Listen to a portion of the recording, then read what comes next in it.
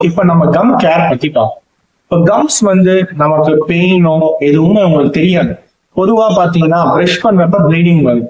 தென் வாயில ஒரு கொஞ்சம் துர்நாற்றம் மாதிரி அடிக்கும். அந்த ஸ்மெல் வந்தா ஓகே கம்ஸ்ல ப்ராப்ளம் இருக்கு நம்ம நடக்கும். பட் ஈவன் சின்னதா உங்களுக்கு ப்ளீடிங் வரும், நம்ம அதை ஹெசிடேட் பண்ணக்கூடாது. சொத்தப்பல் வந்தா உங்களுக்கு பெயின் வரும். தென் நீங்க வந்து பாப்பீங்க. கம்ஸ் அப்படி இல்லைங்க, கம்ஸ் உங்களுக்கு கொஞ்சம் பெயின் தராது, ப்ளீடிங் மட்டும்தான் தரும். அந்த ப்ளீடிங் தான் உங்க ஈர டேமேஜ் பண்ணவே போகுது.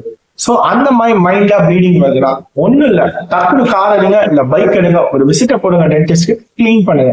பல்ல கிளீன் பண்ணியாச்சு, இனிமேல் எந்த பிரச்சனை அப்பாடி அப்படின்னு நினைக்காது. பல்ல கிளீன் பண்ணணும், மெயின்டைனும் பண்ணுவாங்க. ஆமாங்க, இப்ப நம்ம சொத்தப்பல் பண்ணோம், ரூட் கேனல் பண்ணோம், கேப் பண்ணோம். அந்த கேப் போட்டோம்னா பார்த்து ஜாக்கிரதையா நம்ம சாப்பிடுறோம். சேம் அதே மாதிரி தாங்க ஒரு ஸ்கேலிங் பண்ணா அதை நம்ம மெயின்டைன் பண்ணோம். அதை எப்படி மெயின்டைன் பண்ணோம் அடுத்த வீடியோல சொல்றேன். Until then